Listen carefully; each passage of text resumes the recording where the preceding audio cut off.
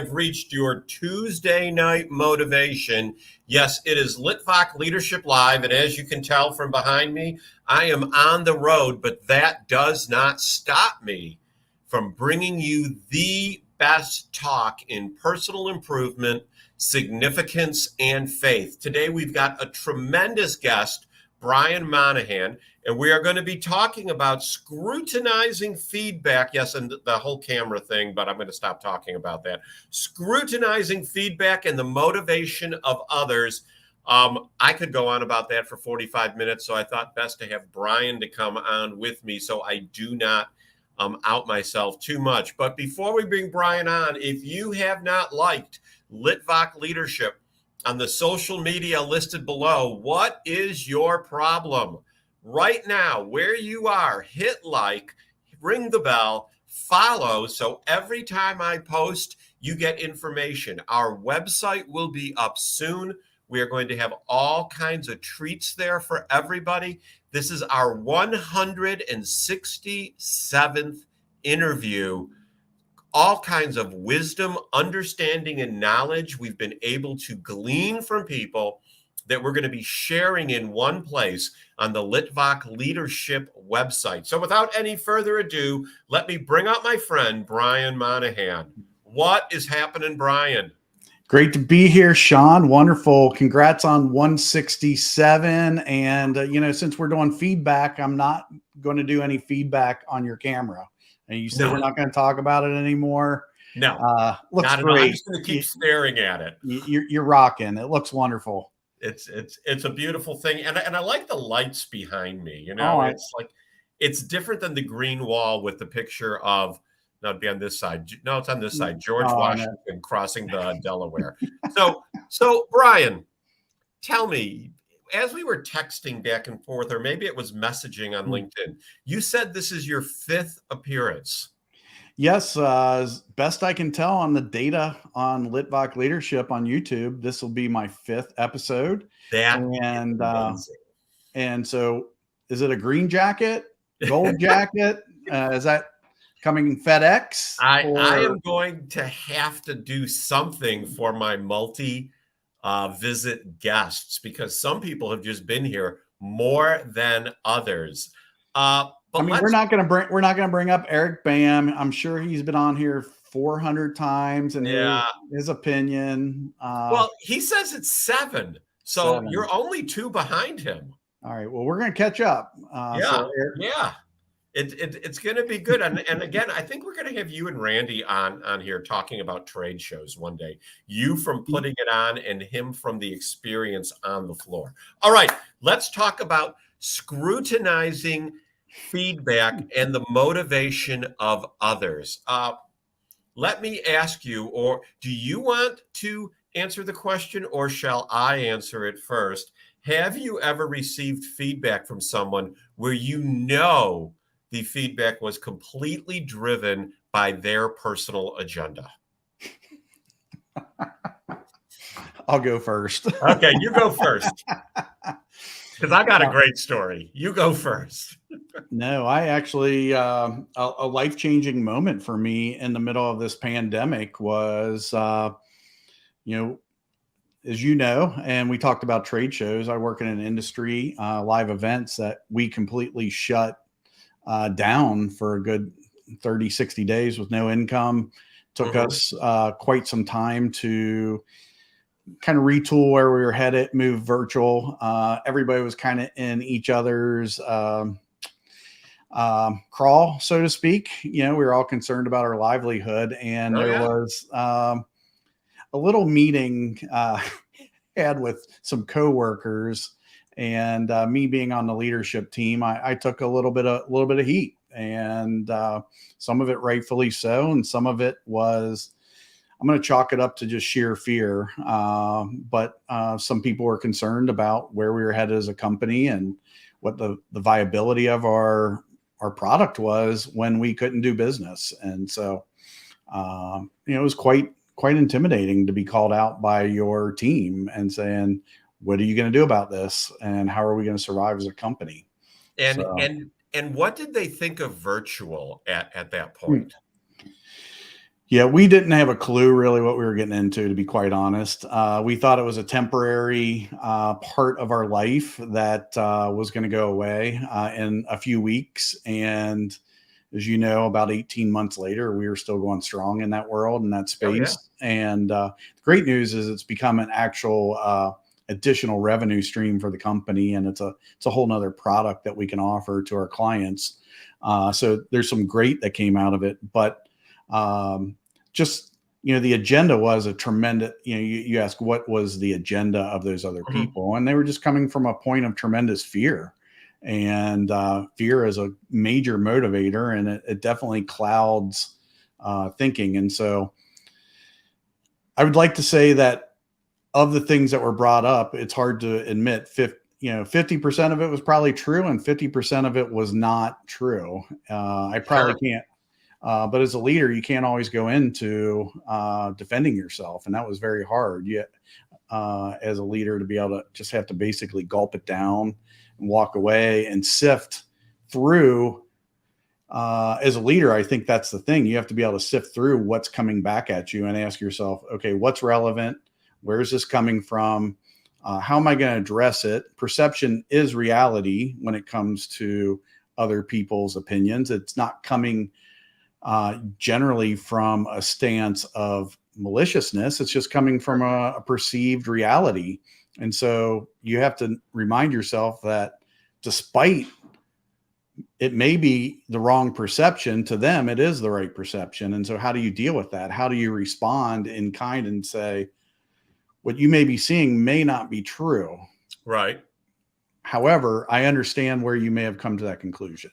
Well, and I think we really need to look at the source's motivation when we are receiving feedback. And hear me, everyone, when I say this, you need to examine all feedback and not immediately put it aside. I'm going to try and tell a very long story in 1 minute or less. And I think I may have told you this story before, Brian, where at a former employer, and I want to stress on that, a former employer, I had gone to our corporate office and was sitting having a conversation with my boss.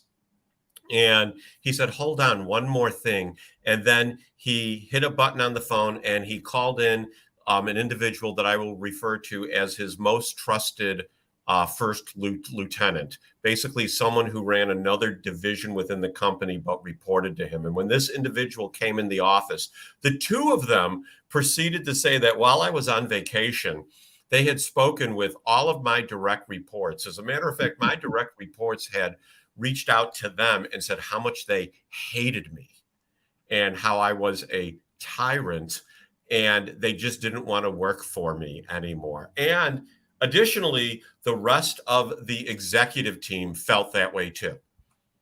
Now, I had a choice at that moment to cry, to just lash out in anger, or thankfully, I truly believe this was God ordained because I didn't trust the individual that I worked for because my numbers were beating his numbers. So there was a certain problem there.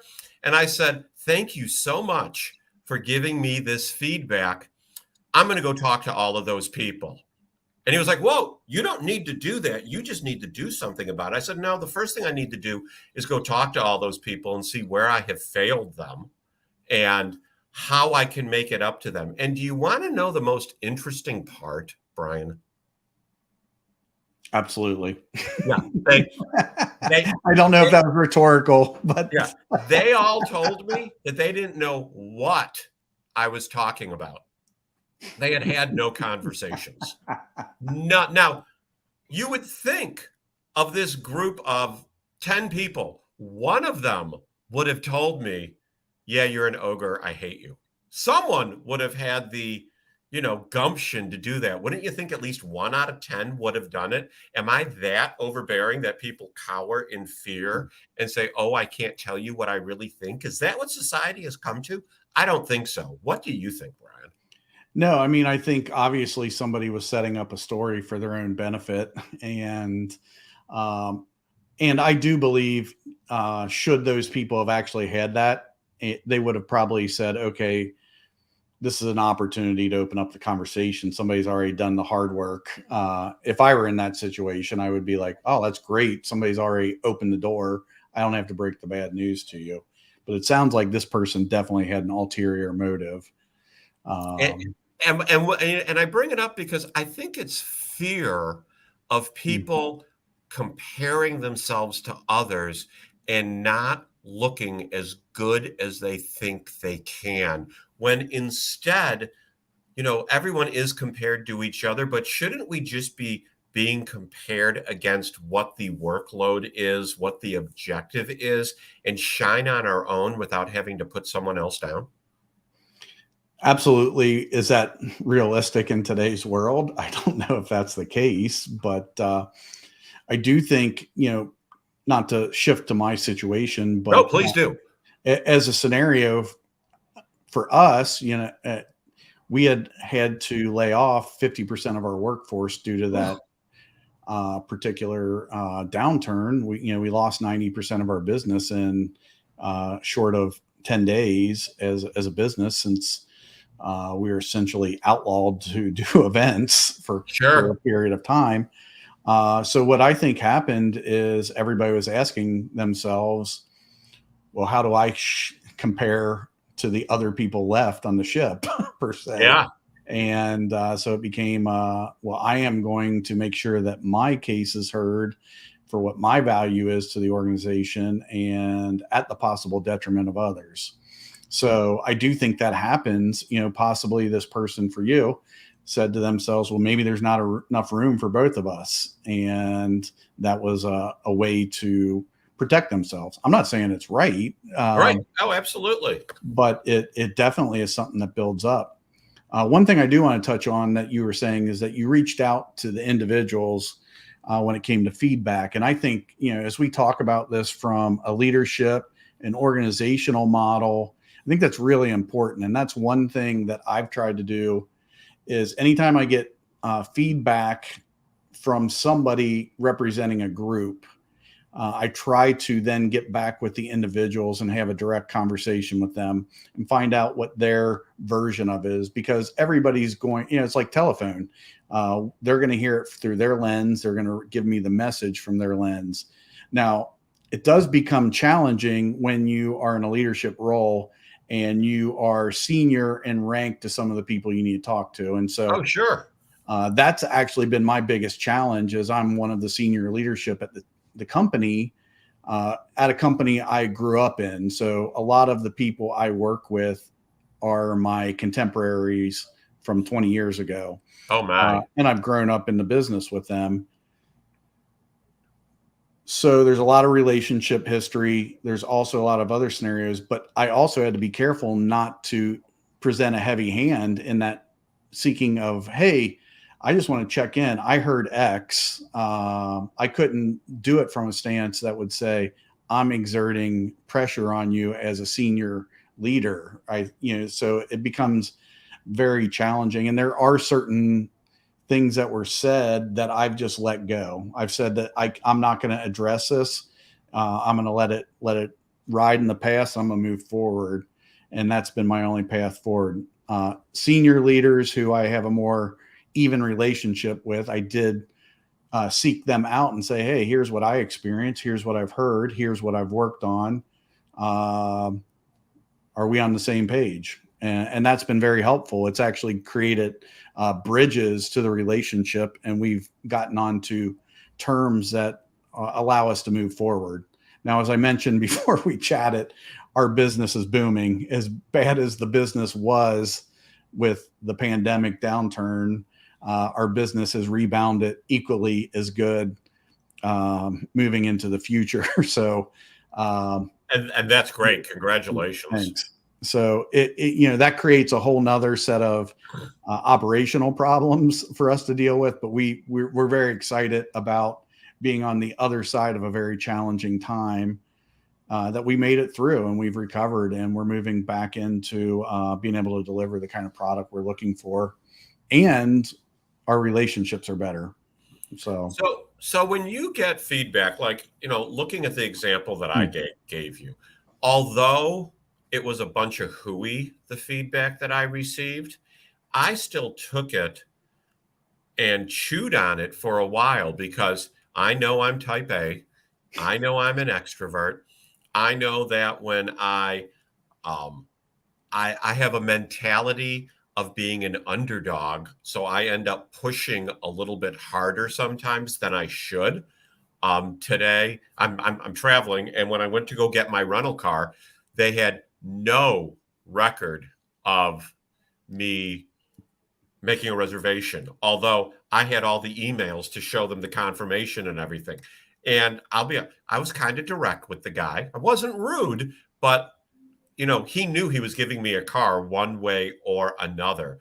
My point is that when you get feedback that inevitably isn't correct, but it rings a bell with you, how do you handle that? No, I think you touch on a really good point, and I think we share a commonality in the sense that we're both willing to look inward, and so no matter what feedback you're getting, there's probably some truth, possibly some value in it. So even as your example is, even if you're not overbearing, but you're getting the feedback about it, being overbearing is not good, or generally No. not good. So if you can say to yourself, where in my life am I being overbearing and can I make adjustments to it? Then I know this won't be an issue should this actually come up in the future, because you can say, I've actually looked at that. And so I think that's an opportunity for you to become aware of it, whether you're doing it or not, so that you can take corrective action or just improve on your path. So I always take it as an opportunity. Now, I'm human. In the moment, I can remember receiving that feedback and having to just gulp it down and just be like, gulp, and just say, take this for what it's worth, hear it, try to let it hit me, and trust it to be okay, and sort it out in the future. Take it in, sort it out. Hey, we got Michelle Jesse out there. I'm actually managing the comments from Sean because he's computer limited, but yeah, I'm a little computer limited today. Hi, Michelle. Great to have you here. Of course, you and Michelle had a great convo last week or a couple weeks back. Yeah, last week. And so, Brian, on the topic of feedback, you are putting together a Saturday event that is going to be happening, I believe, the second Saturday of September. Is that correct? Correct. I'm going to do these on the second Saturday of the month, and it's a 10 a.m. Eastern time slot. It's going to be a little Zoom call. You want me to tell you all about it, or what? Yeah. Tell us about it, because I think there's a feedback element there, isn't there? Yeah, absolutely. So the idea is this, and it's not perfect. It's actually something I am just experimenting with, but we do all this connecting through LinkedIn, Facebook, social media. We've built all these relationships, and this is not necessarily a new idea, but I wanted to create a forum for my connections to come together live in a Zoom environment and be able to connect. Ideally, the people I'm hoping show up are the people who are, I'm saying it, living the life they imagined or heading towards living the life they imagined. And they're looking for a group of peers who are also on that same path, and so that they can connect in a way that's organic and real, and then build a network around that. And so the way I'm going to tee it up is I'm going to have a topic. You came to another beta version of that, and we talked about, I can't even remember what we talked about that week. Do you remember? Yeah, it was to summarize. I don't remember the exact words, but it would be taking that first step. Yeah. Oh, yeah. So I was playing around with one of the models I'm working on around inspired action, and there you go. So my model is this, essentially, is that when you get inspired, the very next thing that shows up is imposter syndrome. And the way to neutralize imposter syndrome is to take action. And by taking action, you build passion. And that's my model. And most people try to do it in reverse. They're saying, I want to live a passionate life, and I want to do what I want to live a life of passion. So they wait on passion to get started. But it's my belief that action always follows, or I'm sorry, passion Proceeds. always follows action. Oh, yeah.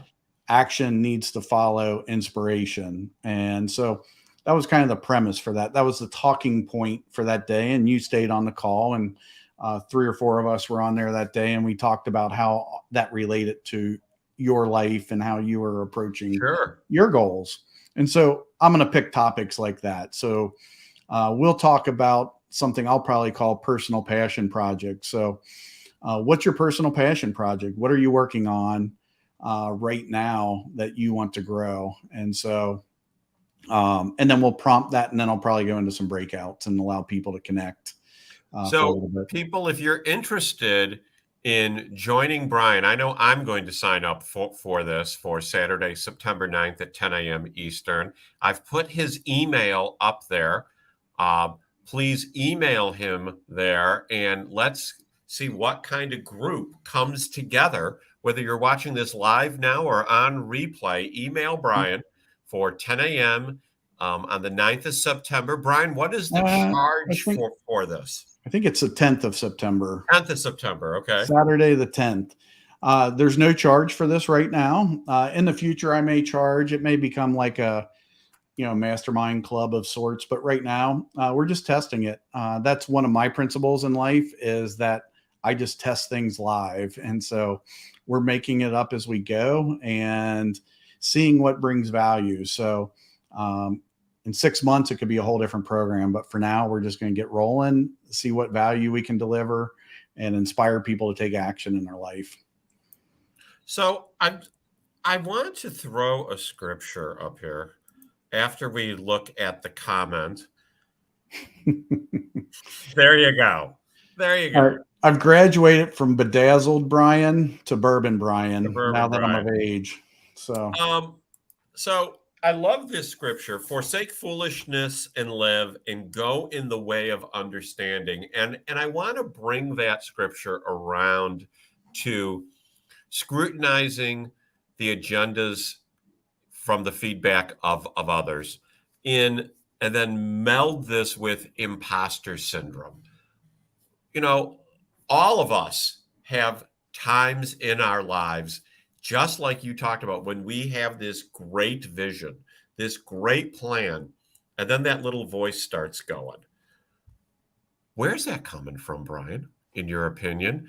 Where is that feedback coming from, and how do we, kick out that voice's agenda? Yeah, I mean, I don't know who's speaking the message to you, but I think the functionality of it is something called self-doubt.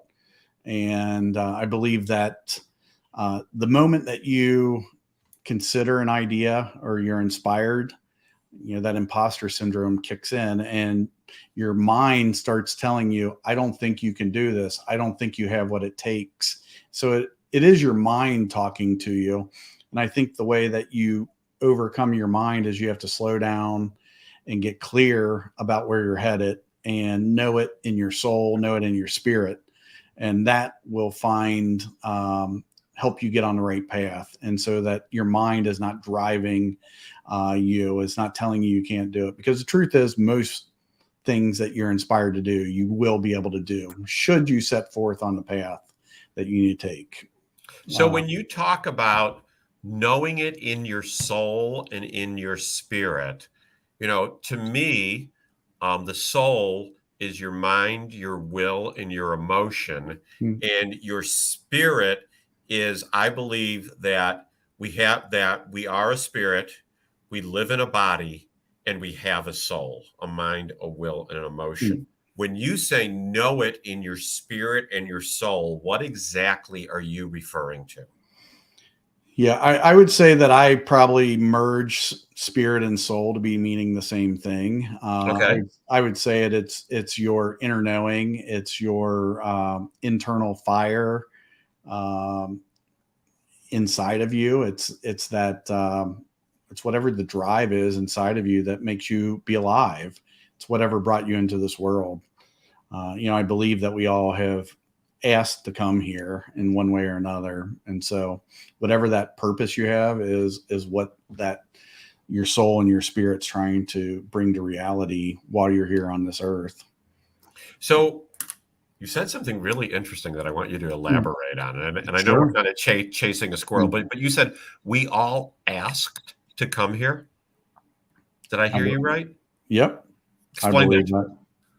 Yeah, I believe that we're eternal, and that we've already been alive before we got here. It doesn't necessarily mean multiple lives in incarnate type setting, but that our souls have been through eternity, and they were present prior to us ever being here, and that we asked to be here, whether that come through God or whatever your faith might be, but that we were aware of it, and it was a choice that we made to come here.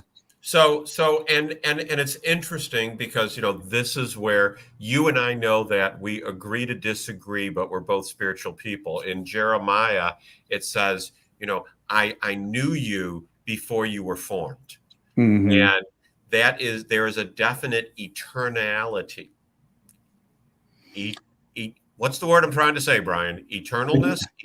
Yeah, I'm not gonna be a wordsmith for you on this one, Sean. But you know what I'm saying, that there is a certain eternalness as you're talking about. And what you have put out there, I have not necessarily heard. So if you look at us as being eternal, as you have said, how does that assist us in scrutinizing feedback and individuals' personal agendas? Well, that's deep, isn't it? And I don't profess to be a spiritual expert by any stretch. So we're just talking two men to men right now. Absolutely. I'm just maybe eternal, depending on how well I believe what I'm saying here. But I do believe there's a knowing that if should I be eternal, and I believe that as I'm working out the things of my mortal life here, that there's a longer continuum to be considered than just the very short window of conversation that we might be having right now, or conversations we may be having where we're getting that negative feedback, that it's a very small blip on the eternal I don't know what that term is, the line, timeline. Yep. Continuity, continuum. Yes, there you go, you got the words. I'm wordsmithing for you. So Kim Hubbs is in the room. Oh my gosh. Wow. Sean and Kim, I owe you a phone call. I got your voicemail. Tremendous. I haven't watched your video yet. I will. Sean and Brian, great to listen to you. Self-doubt is really an enemy of positivity, productivity, and progress. If we can't believe in ourselves along with the support of others in our lives, how will we succeed? Believe in your abilities. What say you, Brian? First off, Kim, very wise man. Thank you for jumping on. Miss you dearly. You're the best. Love it. But I agree with you, Kim. Believe in your abilities, though. I will say this. I think that's something that we have to take action on. So we have to take action on those abilities to believe in them. And that's the part where I think imposter syndrome catches people, is if we get that imposter syndrome shuts us down to the point that we don't take action, then self-doubt can creep in. However, by taking action on those goals, those dreams, using those abilities, we actually get feedback and information that tells us the story is not true and that we do have those abilities. So the action is the proof of those abilities. And we as humans most likely need it. It'd be great if we didn't need to be reminded and proved of those, but I think as humans, we need it.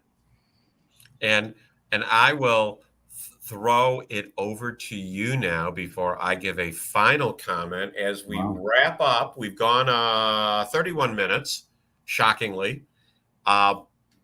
I want you to give the Brian wrap up on our topic this evening, and I'll put it up so you see it exactly. Scrutinizing feedback and the motivation of others.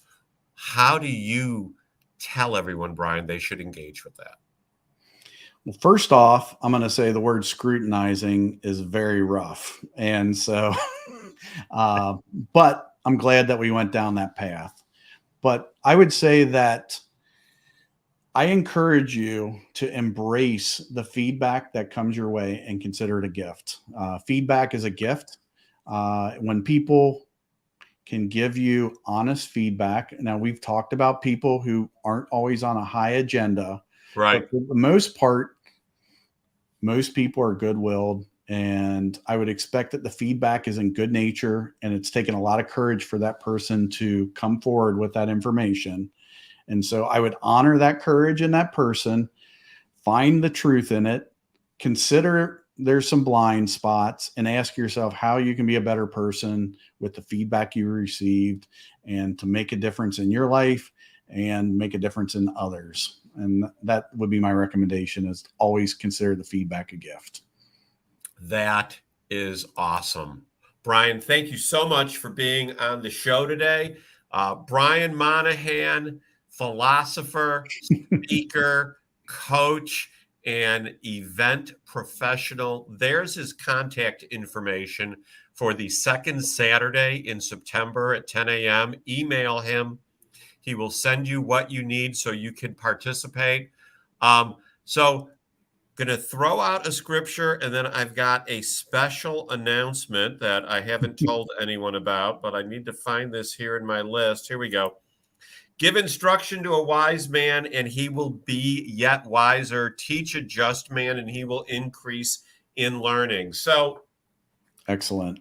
I think that really speaks to our topic today about understanding the agenda of others in feedback, but it also speaks to me about not being afraid to change. So this is the last Litvak leadership on Tuesday nights. Tuesday, for those of you who have come to see us on Tuesday, thank you, thank you, thank you. However, it's been my experience in the past and looking at other live streams that during the daytime, when everyone is trolling LinkedIn, seems to be the best time to have this. So starting Friday, September 9th, during the lunch hour, 11:30 a.m. Central, I will be having Litvak Leadership Live. So you'll be seeing some promotion about it. Make a sandwich, sit down, come to our masterclass, and I've got a great guest to kick it off. It's Eric. No, it's not Eric Bam. It is Evan Savanicus. He's been on the show a couple times. You can find him online at Executive Coach Asia. He is the premier executive coach for the Far East. You're not going to want to miss this. So we're changing the day, changing the time. Effective next week, Fridays, 11:30 Central. Join us then for personal improvement, significance in your life, and faith. And Evan's going to have a great message for all of us. That's it for now. Be happy, be well, be blessed in all you do. And Brian, you have a great night.